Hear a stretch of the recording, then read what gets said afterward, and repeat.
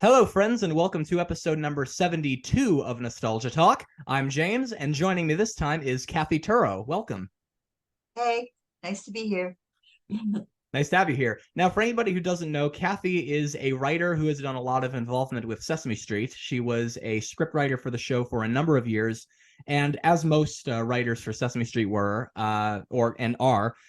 she also wrote a couple of songs for the show, such as Cereal Girl and Herry's Family Song, and a bunch of others. Growing Up is another one. And she also wrote for Muppet Magazine. She wrote for Out of the Box on Disney Channel. She also was involved, going back to Sesame Street, she also was involved in the creation of Elmo's World and wrote for the PBS specials. I have them listed. Okay, I thought I had them listed in the Q&A, but I don't have them listed by name. But she wrote 2 PBS Hanukkah specials as well. So, Cathi, welcome to Nostalgia Talk. Hi, nice to be here, as I already said. I'm It's all repeating good. myself already. So, what did you aspire to want to become? Well, when I was really like 10 years old, I mean, you go all the way back to that. I used to watch television shows and then act them out, like, The Man from Uncle, action shows, and then act them out, write them. So I think I was always had a writing, something about the writer in me. And then I also studied music. So I used to write a lot of songs, like in high school as well, about just my life and my crazy family. And it sort of blessed, I knew I was going to go in that direction. I wasn't quite sure how. And I could go on for another second because this is sort of interesting. Knowing that, when I was in college, I was watching television one day and I saw Sesame Street, and it was in earlier days, but I was like, this is me. I just get this show. I just want to write for this show. So, that's sort of where a lot of my writing drive came from as well. Okay. So what was your first ever job in the film industry? Like, was it right away with Sesame Street? Because I know you started there as like a production assistant. No, the first one actually was I graduated from Syracuse University, and I met the person who was the teacher on Romper Room in New York, which was on WOR-TV. I don't know who remembers Romper Room, but it was almost like Out of the Box, but with one teacher instead of like 4 people from the Disney show. Anyway, so I was in charge of like helping her, like at collecting cards for the Magic Mirror, where we would say the names of the kids that were watching the show every day, and I was the receptionist at WOR-TV. So I actually got a job at that front desk, and then transitioned to production there at WOR-TV. So from there, was there anything else you did in between that and Sesame Street, or did it go right to that? Well, it's interesting. It went right to that, and because once I was in college, I knew I wanted to write for Sesame Street. So even though I had a production assistant position at WOR-TV, I left because there was an opening for a secretary in the administrative office at the Children's Television Workshop. But I wanted to be in that company. So even though I took a dive in terms of qualifications, I moved over to the Children's Television Workshop just so I could one day hopefully write for Sesame Street. Cool. And prior to becoming a writer, you worked as a production assistant on the special Christmas Eve on Sesame Street. And when I announced this show on Nostalgia Talk social media, there were quite a lot of asks about Christmas Eve on Sesame Street. I actually did a retrospective on Christmas Eve on Sesame Street a couple of Christmases ago. It is definitely a classic for a lot of us. Like, like when it comes to the Muppets and Sesame Street and Henson around Christmas time, it's usually like Muppet Christmas Carol, Muppet Family Christmas, Christmas Eve on Sesame Street. Those are the ones that a lot of people seem to really gravitate to. What was that special like for you? Because like I can imagine what it would have been with the setup as well. Yeah, that was just a gem. Like, you look back on times that you really appreciate. That was an incredible show, because it was a series of little Muppet. There were Muppet segments. There was Ernie and Bert doing this, and Big Bird with his storyline, wanting to see Santa Claus, and Linda and Bob signing Christmas songs. And each one, and the children involved, each one had its own incredible beginning, middle, and end. It was charming. It was beautifully written. There was this great energy. Everybody was so excited on the set about working on this wonderful show. And I think that all must still come through, I guess. It was really a very special piece, Yeah, really. definitely was a big part of my childhood. Like my grandparents, let me rephrase that. My dad's mom and her husband, both of whom have now passed on, they gave it to me as a Christmas gift. And I actually did my retrospective on Christmas Eve on Sesame Street after my step grandfather passed away. And I rewatched it to kind of have a feeling as to what I was going to say. And sometimes I connect that with my like Christmas Eve on Sesame Street. Sometimes I connect it with the memory that I have of them. Right. Mm-hmm. Wow. Well, yeah. I mean, I had a fun job as a production assistant. My particular job was continuity. Mm-hmm.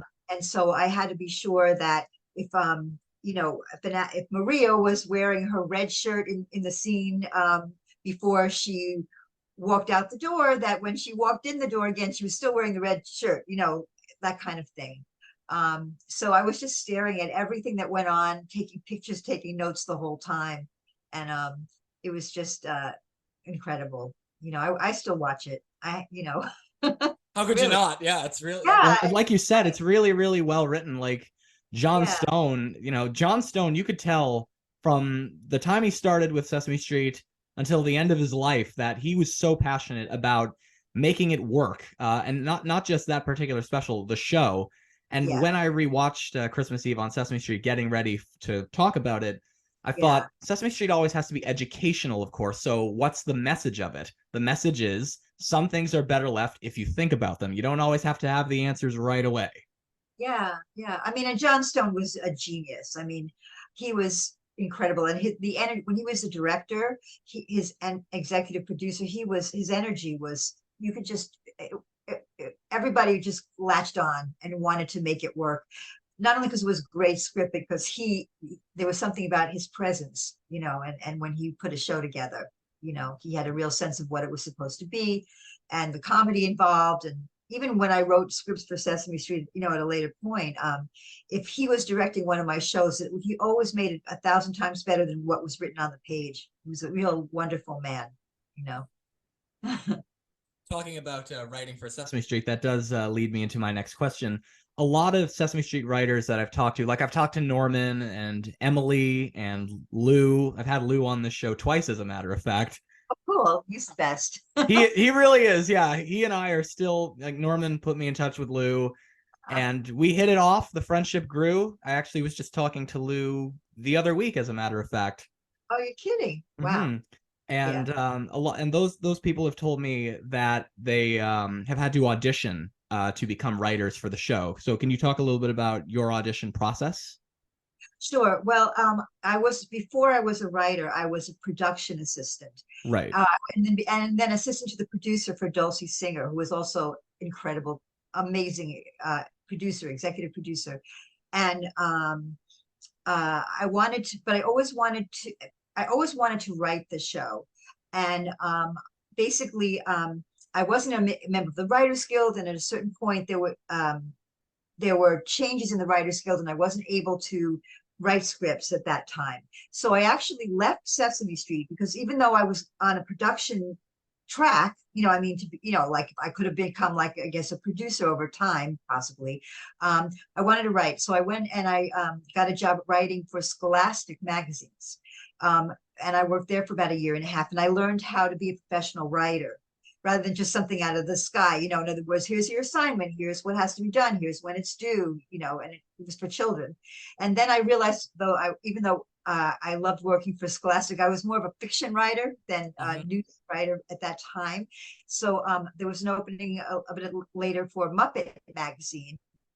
And that's when I worked there for a few years and learned how to write for the Muppets, the Muppet Show Muppets. But we used to write articles that were written by, so to speak, Kermit or Miss Piggy. So if you interviewed a celebrity, you didn't interview them from asking your own human questions. You asked the celebrities questions based on what Miss Piggy would ask, and then you wrote it up. Yeah, and then we would say, as told, written by Cathi Rosenberg-Turow, as told to Miss Piggy, or as like that kind of thing, or Yeah, like an assistant to Miss Piggy. yeah, exactly, and Organzo, so that was actually a very fun job. And then after that, there was a point where I heard they were looking for writers for Sesame Street on the team. So it's just a matter of like hit or miss. At this particular time, they were looking for more writers. So I went back to Norman, who I had known as a production assistant, but not as a writer. And I said, can I, send you some scripts, and I did, and he took them, and then they hired me as writer. So I took some steps, in other words, backwards and forwards, twists and turns before I became a writer there. Were any of your audition scripts ever used on the show? Yeah, the one with Grover. He was, I think, he was teaching everybody about how to fall asleep. And I don't know if they still have it. And it was, such a long time ago, but he was trying to teach everybody how to fall asleep. And so he would close his eyes and then you'd hear the sound effects of applause and they'd wake up. And then he'd try to fall asleep again. People would throw flowers at him and he woke up. So, it was like something about that. That was the very first one, I think, that they used, and then I sort of went on from there with the assignments that they gave me. So, did you have a favorite character to write for? I loved so many of them. I loved Snuffy and Big Bird. I think I wrote a lot for them because they were such good friends. And I loved writing about that friendship. I think you expressed it, before we were talking about Herry. I loved Herry Monster. I loved I loved some of the ones that were, that like the B-listers. Yeah, Herry is my favorite out of them all. Oh, really? I don't know what it is about him. I remember Herry from when I was a kid, Monsters in Daycare. And, oh yeah, right. I feel like as I kind of look back on this, I feel like Herry was very much a kid. Yeah. But he was kind of portrayed as the kind of kid that, because there were moments where like he wouldn't know his own strength. There's one moment that I think about a lot when it comes to Herry and also to when it comes to feelings on Sesame Street. Luis, and I was very close with Emilio Delgado as well. Wow. Before he passed on, and I came across this clip after he died, and I got to thinking about this clip just shows what a good person he was in general. Yeah. Luis got grape juice on his shirt, and Harry's like, "Oh, Luis looks pretty unhappy. I better cheer him up." And his idea of cheering him up is giving him a little pat on the back, but because Herry doesn't know his own strength, he accidentally pushes Luis, and he's really pissed off at that. And Herry gets a little upset, and he's trying to play it cool, but Bob and Maria were like, "Herry, it's okay to cry. It's really grown up to cry." And I remember Bob says to him, "When you're little, you share your toys with your friends. And when you're a grown-up, you share your problems." So Herry tells them what's wrong. David, they had David at that time, gives Herry an ice cream cone. And Luis comes, Harry's like, "I'm not going to talk to him." Like a kid would when they're upset with somebody. Yeah, right. And Luis comes up to Herry and is like, "Herry, earlier I screamed at you, and that wasn't right." Uh-huh. And so, yeah, that's often what I think about when it comes to Herry being a kid. But one that you wrote with Herry that I think of when it comes to him being a perfect kid was when he was at daycare and was a little bit, had like separation anxiety. Uh-huh. Right. Oh, I'm trying to remember that one. Miss My Mama Blues was a song. Yes, that's the one. Yeah. Oh, I remembered. Okay, yeah, I used to write a lot of songs for Sesame Street too. Yeah, right. I remember that. It was a nice song. There was another song I'll just share. I liked a lot called the Herry Family song, where he looks like his mother. He looks like Herry, you look like me. I'm your mother. No, Herry, you look like me. I'm your father. No, Herry, you look like me. I'm your grandma. And then the answer is I look like myself. Yeah. I have a copy of the Monster Hits VHS tape that has that song in it, and I love that tape as a kid. Oh, that's so great. That's so nice to hear. That's really nice to hear. Yeah. Jerry, God, I wish I could have told Jerry Nelson. Like, I never knew him. I never had any contact with him. Yeah.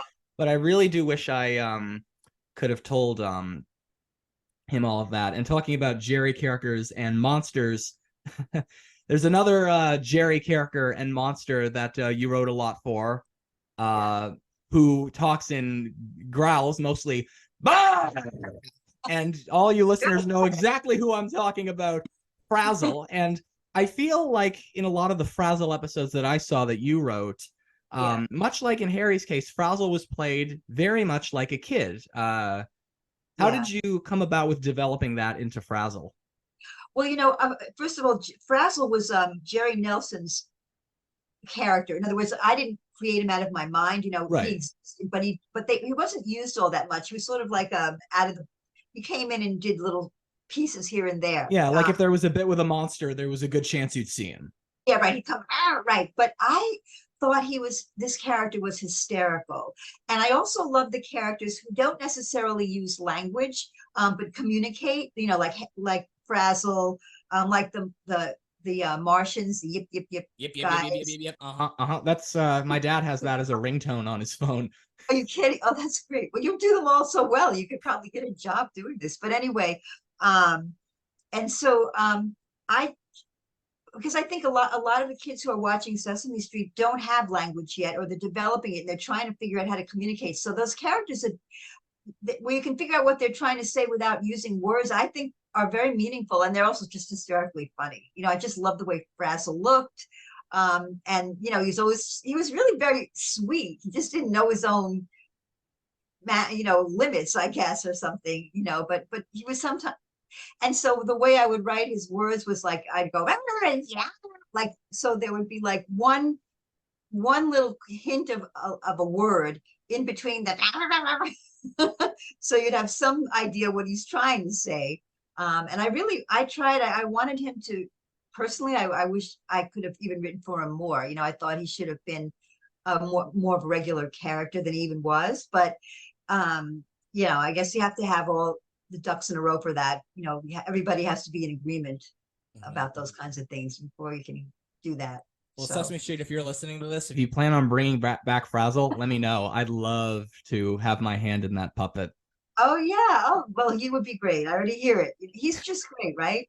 He absolutely is. Yeah, like my sister's 2 years younger than I am. She gets a big kick from when I was a kid out of the Frazzle song. There's a monster named of Frazzle who's a good friend of mine. Like she finds that really funny because like it's Frazzle's basic communication when he just goes ah! Yeah. Like that just means something. It's not just him growling and talking in gibberish. It actually means something. Right. My favorite Frazzle moment to this day is, I think you wrote this one. It was where he was having a sleepover with Big Bird at his nest.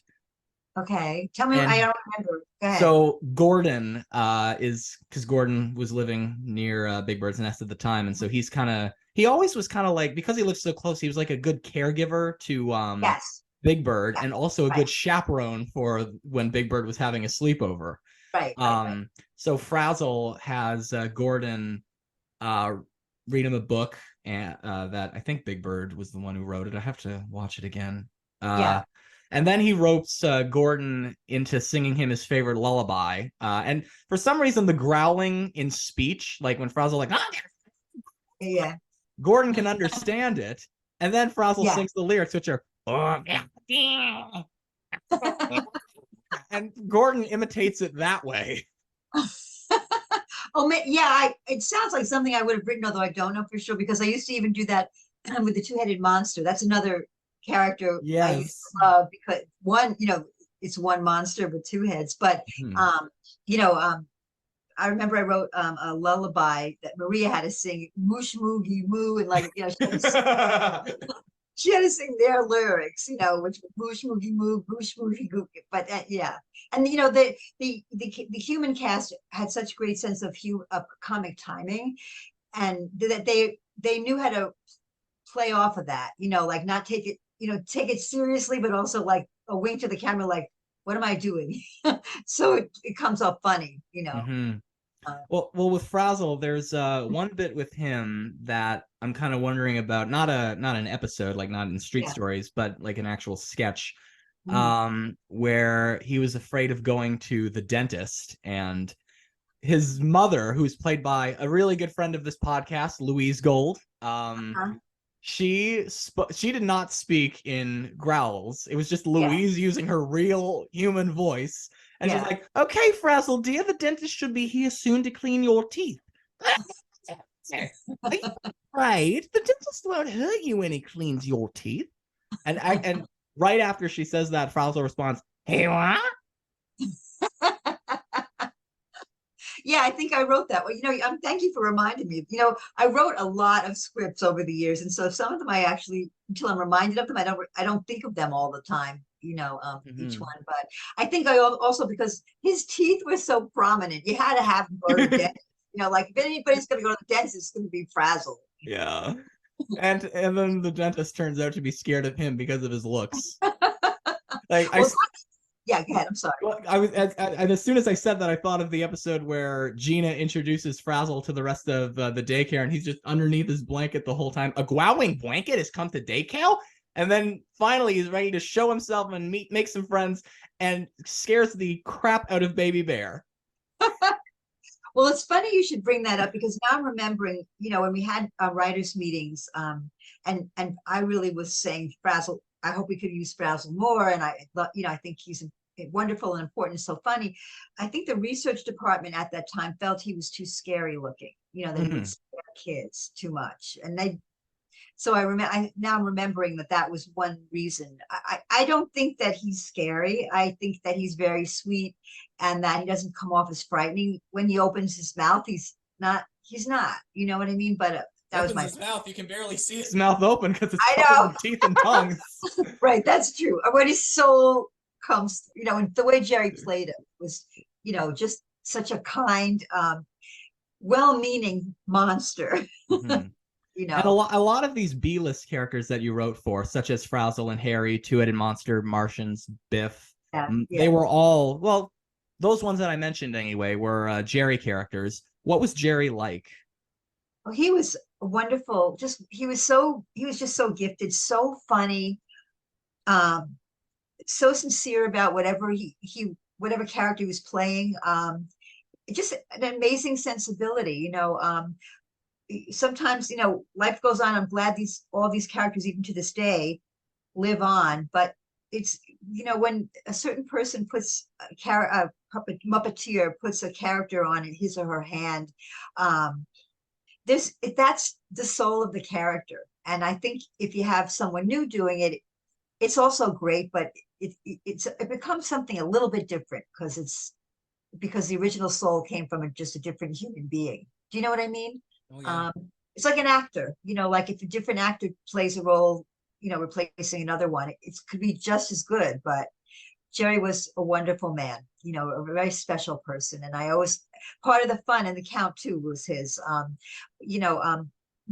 of the fun of writing for all those characters was that I knew he was the performer. So he would make it bigger and better than what was written on the page, which was always exciting, And you did, and like I said about like Herry and Frazzle, you did a good job adding layers to those characters, and that's something that Lou and I were talking about. As I mentioned, Lou Berger was here a couple months ago for a retrospective on Sesame Street's Slimy to the Moon series.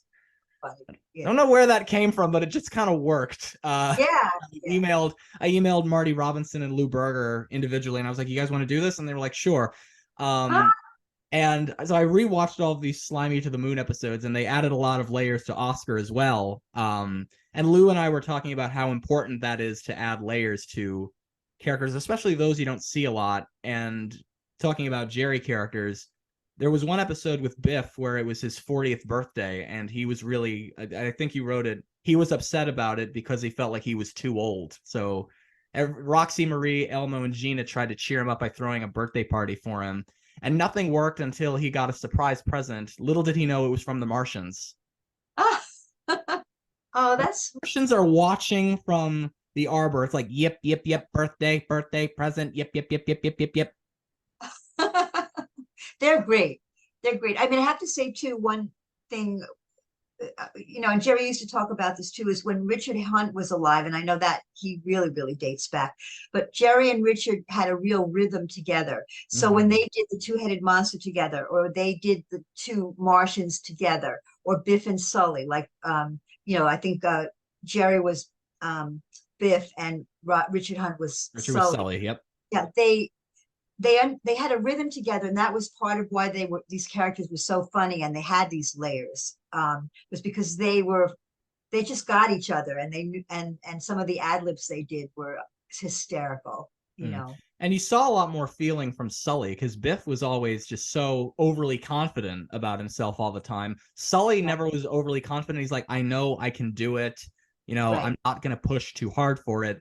right, Um, and, right. you know, Biff, of course, never let him speak. I remember Sully, I told you not to start work until I got back here with a radio. I don't know what you're doing with all this, what you're trying to build with all this stuff, but I know you're not trying to build a radio. Like, you never let him speak, but Yeah. Sully just was like, screw it. I saw one moment where Richard's like shaking the Sully puppet, looking like he's angry.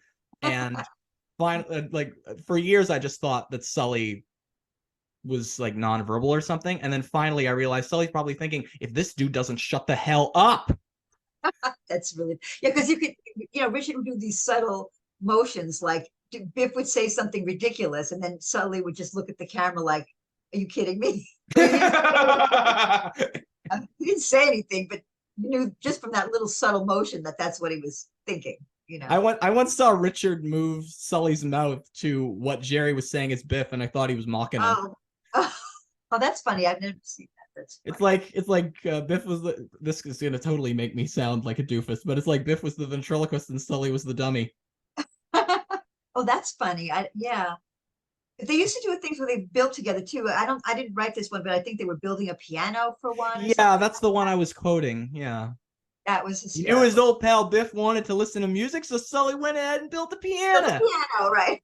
Well, they actually have recently reused Biff and Sully. Oh, they did on a recent Yeah, show?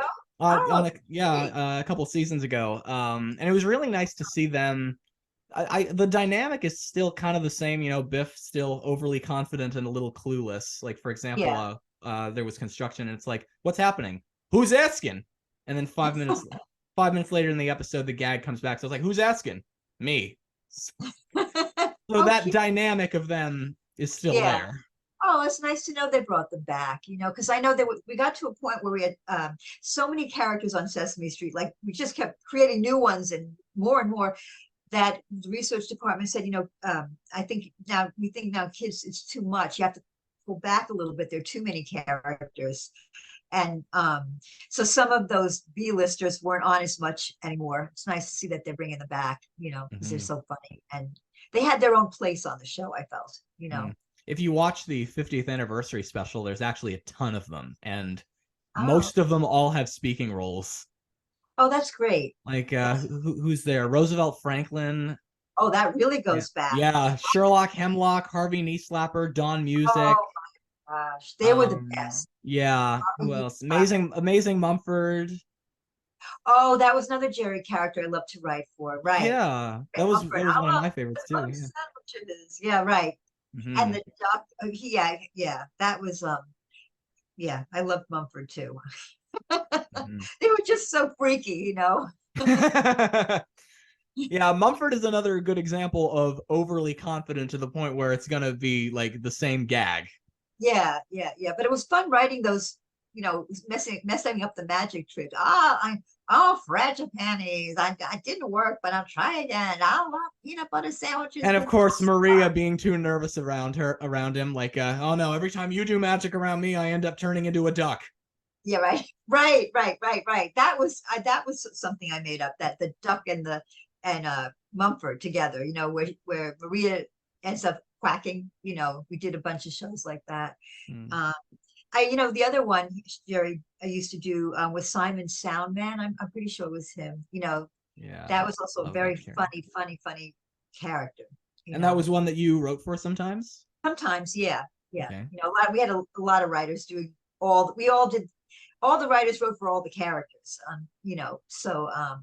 So everybody had their hands in whoever they wanted to write for, but Simon was hysterical. you know, I saw a clip with him not too long ago that I just cracked up at. yeah, yeah, yeah. Mm. So. So you were also involved in developing Elmo's World. What was your involvement in that? Well, there was a certain point where most children's shows became a half hour long on on television. but Sesame Street was still an hour. So the research department brought all the writers in and said, if you're going to make this show an hour, kids aren't used to sitting that long, so you have to do something. At around 40 minutes, kids into the hour, kids get bored. So we all divided into different groups, to kind of sort of brainstorm what can we do at the 40-minute point. And Judy Freudberg, who passed on, but she was just more beyond brilliant, had this idea to do Elmo's World at 40-minute mark for 20 minutes, for the last 20 minutes of the hour of Sesame Street. So Judy and I, Tony Geis, I think Emily Kingsley was there, and Annie Evans. If I left anyone out, I apologize. I think Molly Boylan was involved Yeah, too. okay. I'm sorry about, like, it's not all fresh in my mind. So we went off for 2 weeks on our own and created what Elmo's World would be. What are the little segments going to be? Like, what's Elmo thinking about today? And then the you're going to watch the Spaghetti Channel. Or there was always a channel, and there was always something with the goldfish, and always a little live action film. There was a format to it. And Mr. Noodle, and so we kind of put that together, and then it did well. And then as seasons went on, we made adjustments and things like that, but that's how it kind of happened. So sometimes we used to joke and we said, instead of calling the show Sesame Street, we call it Waiting for Elmo's World. Just Elmo was like the it character, like, Elmo's going to come on at the 40-minute mark for 20 minutes, or whatever. So, anyway. Do you have any celebrity stories from Sesame Street? What my favorite, and it goes back, dates back, but it is my favorite. Okay. Years ago, you remember the movie Tootsie with Dustin Hoffman, and he dresses up as a woman. I don't know if you. Yes, the original Mrs. Doubtfire. Yes, right. They came out, I think, the same year, but they were completely different. Anyway, Terry Garr was at that time, like, she was a very big actress. She was on Saturday Night Live, and she was in that movie sort of as Dustin Hoffman's Tootsie's hoped wannabe girlfriend, and she threw a wonderful fit at the end of the movie. She went sort of insane in a really funny way. So I wrote this show for Oscar about someone trying to go to Grouch school and become a Grouch who wasn't grouchy. And I had her in mind, and we called her, and she came, and she played the role of the wannabe who wanted to get into Grouch school, graduate from Grouch school, but she wasn't grouchy, so everything she did failed. So anyway, and then in the end she blows up and has a fit, and that's how then she does get into Grouch school because she's so upset she finally throws a fit the way a Grouch is supposed to.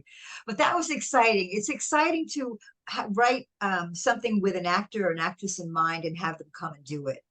For me, that was a real treat, a real highlight on that show.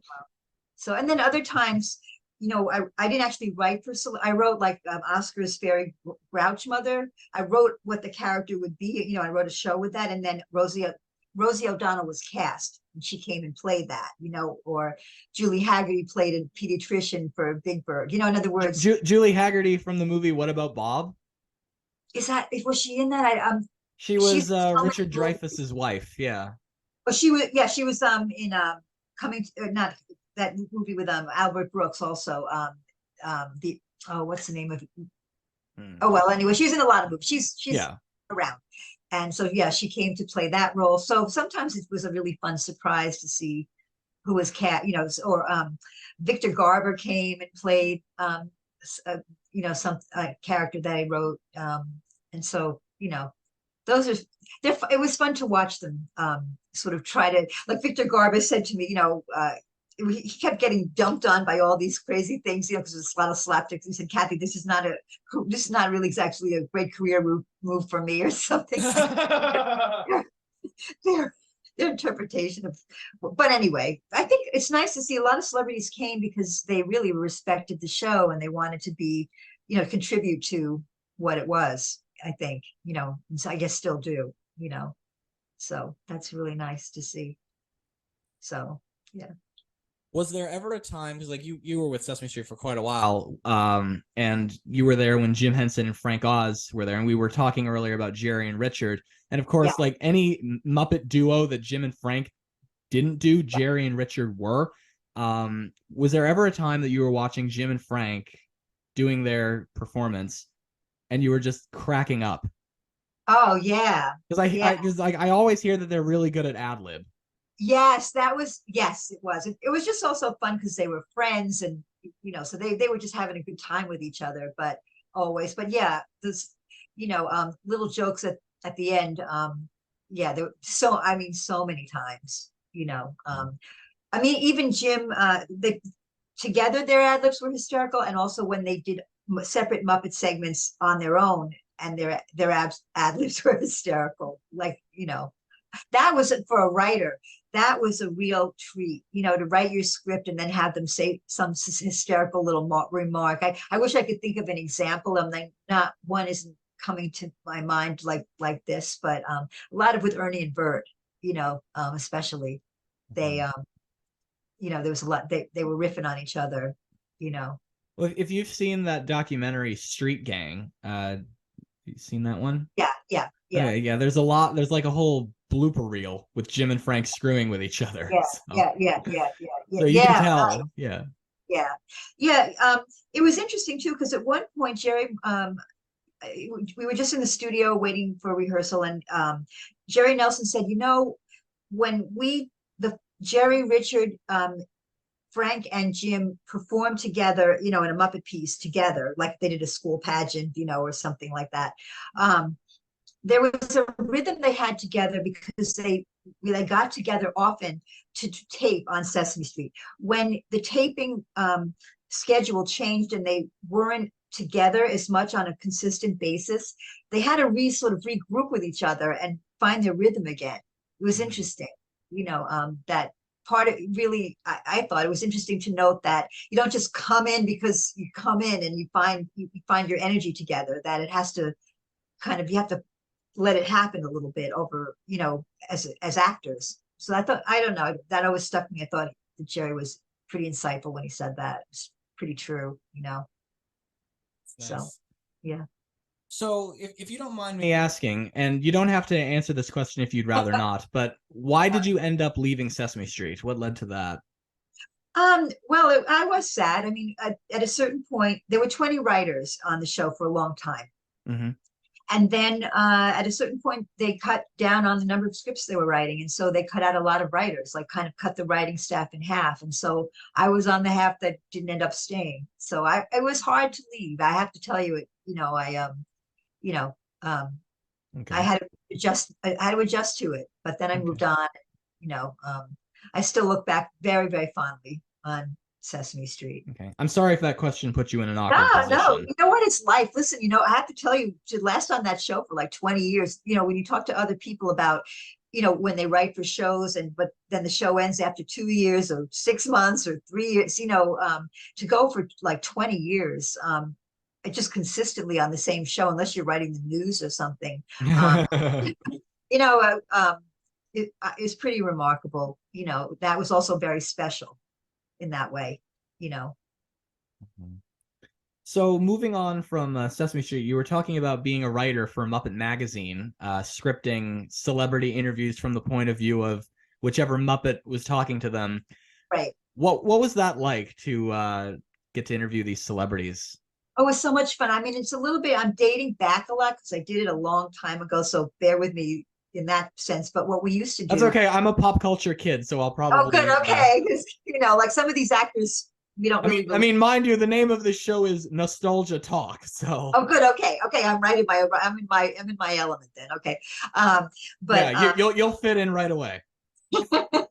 So, what the editor of Muppet Magazine used to do is, if there was a very popular show that was on television, like Family Ties at the time, or The Facts of Life, sitcoms, things like that, the writers or on the staff for Muppet Magazine, one of them would fly out to LA, where most of these interviews happened, even though the magazine was published in New York, for the day, meet those sitcom actors, and they would you go on their set or something built like their set, and you would interview each person privately, about separately, like for the facts of life I had Miss Piggy, and I just asked each actor or actress questions in Miss Piggy's voice, and her perspective. It was her perspective too. And with Family Ties, I'd had Michael J. Fox, and that was at one time a huge hit. Went out there and interviewed the actors on that show. I'm trying to think who was the Scooter, I think, more obscure. Yeah, I'm trying to think who was remember Scooter from the Muppet Show? He had the red hair. Yep. Um, 15 seconds to curtain, that guy. I think it was, yeah, or maybe maybe I did a few different ones now. I'm trying to remember. So that's how we did it. In other words, a lot of the interviews were out in LA. We went out for the day, flew out for the day, did the interview with the different actors on the show, and then flew back. And then sometimes we did, athletes or other people who were famous too, for different reasons. I'm sorry. Cool. I was gonna say, it's so cool that you got to interview the cast of Family Ties. Like, I have a cousin who loved that show. Yeah, it was especially exciting when it was really a hit. You know what I mean? To meet those people, and they were so nice. I remember, we went to a Chinese restaurant together that they chose, and I was asking them questions, and they were just like regular kids, and everything at the time. And everything. Yeah, that was actually a very, very fun job, because it was also a magazine where they let you play with the print on the page. So, like, for example, I remember writing something once where it was going on to long time. It was a long interview. And then, like, Gonzo said, we have to stop talking because there's not much more room on the page. And then they made the print smaller and smaller. Or like, oh no, the crease in the page is coming, like they used to really play with the format of the magazine itself, which you don't find that anymore. Like it's hard to find, a publication where that happens. And so it was another really neat job. It should have stayed. I wish it was still, Muppet Magazine still existed. It was great. Maybe one day it'll get a reboot. Yeah, right. They should bring it back. I think it would be fun for a lot of us Muppet fans. Yeah, I think so too. I definitely do. They were great characters. So moving on from the Muppets and Sesame Street, what was it like to write for the Disney series Out of the Box? That was fun too. It was very different though, from Sesame Street, in that Sesame Street was very like for very, what would the word, inner city kids. That even though everybody watched Sesame Street, the target audience originally was inner city kids. So they would go to the laundromat, let's say, to wash their clothes. And I remember I wrote something for Out of the Box, and they, instead of saying they went to the laundromat, they said they went to the dry cleaner. Like it was just more upscale Disney. You know what I mean? It was just more of an upscale experience. I liked it though. I didn't write a lot for them. I just wrote one season. I wrote some songs, but it was, did you watch that show? I watched, I watched a little bit of it getting ready for this. And I've also been, actually, to all you listeners out there who have been enjoying my little Halloween retrospectives, we're talking here about classic 90s Disney Channel. I have another Halloween retrospective coming out, and the subject is classic 90s Disney Channel. Oh, wow. But I won't say what the subject of it is yet. Some listeners might already have a hint as to what it is now that I've said that, Halloween, 90s Disney. But while I was working on that, I saw Out of the Box under my suggestions on Disney Plus, like, because you watched the project that the retrospective is based on, which I can't say.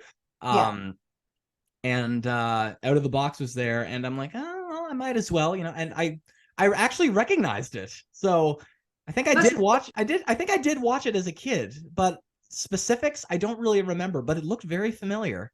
Yeah, and it was fun. I mean, the other thing that was, for those who are interested, I think this was interesting to me. Like on Sesame Street, when we had kids on the show, which was all the time, we found them in daycare centers. They were just kids that had no acting experience. They're just regular kids, Yeah, you just see them and it's like, you want to be on TV? Yay!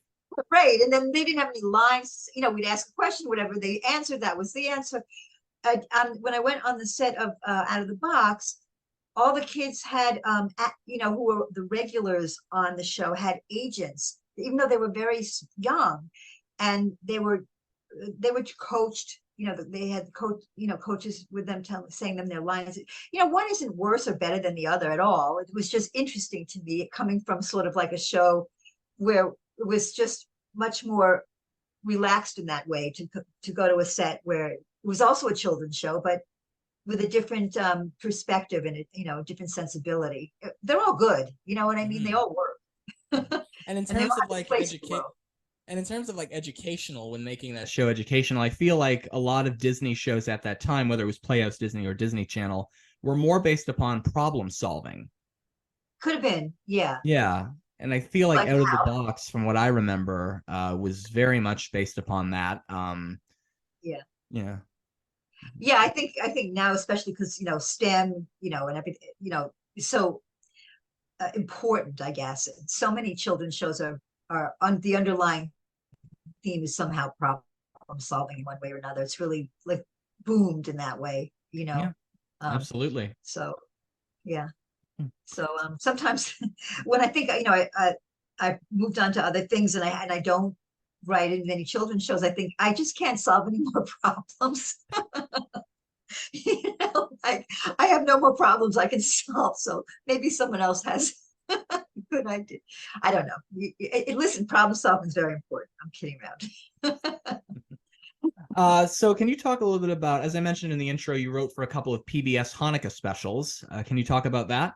Yeah, I actually was just created some ideas for those, and I put together like a team of people that Sesame people I knew who worked on the show, and we made some Hanukkah Passover specials that were on PBS for a few years, and were selling as DVDs for years and years. And it was nice to just take that Sesame Street sensibility and carry it into just those holidays, and with completely different characters. So that was sort of a fun offshoot. That's kind of another thing I kind of worked on was when I left Sesame Street, the regular show, was I was a consultant for Play With Me Sesame, a similar idea where it was a different show. I don't know if you know Play With Me Sesame. It was Oh on yeah, not yeah, so it was a we don't different. have Noggin here, but it was available on Treehouse TV here in Canada. Okay, so it was a different show. It was produced by a different company, and it had a different sensibility, but it was still the same characters. So how do you like take the sensibility from Sesame Street and carry it over to other productions? Which is kind of fascinating. The process is pretty cool. So Oh. yeah. So to wrap it up, are you working on anything new right now that you can talk about? Well, I made a transition in my life. So I can talk about it, but I when I wrote for Sesame Street for all those years, it was very important to have to write on two levels for adults and children. We were very aware that it wasn't just for children, and you probably realize that. I'm sure. Mm-hmm. That was the layers I think Lou probably was talking about with you too, and I missed writing for adults, the adult part of writing. So I actually went into like writing for lifestyle stories for the news, for newspapers. I just think I wanted to develop my adult writing voice. And so I know that sounds a little dry compared to writing for, Frazzle, but I actually Well, at least we can understand what people in the news are saying then. retry. I think the news is interesting. Also you laugh. I wrote something about separation anxiety with Herry. I used to feel whatever. I worked on a number of different shows over the years, and I used to feel so sad when the season was over because the characters are in your head and then they're gone. And with the news, that never happens because there is no separating. Like there's just as long as we're all on the planet, which we hope we will be, there's something new to write about it. You can just keep going. And I actually like that. So I've taken on a different challenge with what I'm doing now. And I write about I don't write about murder cases. I write about like dog Halloween costumes. Oh, that's so cute. Yeah, I write about like crazy stuff. But yeah, I found my niche with that. Oh, So well, I'm sure eventually we'll probably be hearing more stories about dog Halloween costumes. We're a couple of days away from Halloween, well, so there's some very good ones out there. Dog ice cream. You can find like all these great animal treats that are like designed for dogs and cats. It's anyway, diverse, but anyhow, so that's what I work on now, which is, you just sometimes you just let things go. I find after a while, like I said, I have no more problems to solve, so I'll move on to something else. Reporting on the problems that need to That's be right. That other people have, right? Exactly, yeah. Well, that's all I've got here. Is there anything you want to say to wrap up? No, this was so much fun, and it was exciting to be part of something that was so much a part of children's television for a long time. Very proud of it, in that way, and very proud to have worked with such wonderful people. I think anyone listening, a lot of what you do is it has to do with who else the others you work with, and your chemistry together. It's a gift when you find something like that. So yeah. Well, Cathi, thank you for joining me for Nostalgia Talk. Thank you. It was great talking to you. Really, you're fun. I hope you do some puppets. Well, as a matter of fact, the first show I ever worked on when I started my film career, I actually did get to do a puppet. Oh, you did? Oh, fun. It was, What was the character? yeah, it's actually funny. A buddy of mine got me involved in the show. It was a YouTube kids show. It's called Clue Kids, and a buddy of mine who was also a guest on the show, his name's Ron Doucette. He's an animator who did a lot of Cartoon Network shows. He was doing this puppet, like puppeteering and voice, and I was assisting him.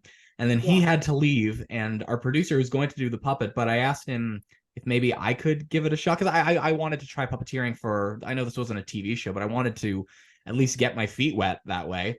So he gives me the puppet, and I put it on my hand and went behind the tarp, and I didn't have to talk with it because Ron already did his lines, but the director, like, it was a beaver puppet, and so I've got a picture of me with it. I can send that to you. And I've got the beaver on my hand, and the director's like, lunch in 5 minutes. I'm like, I don't need lunch. I live in the woods. The whole woods is my lunch.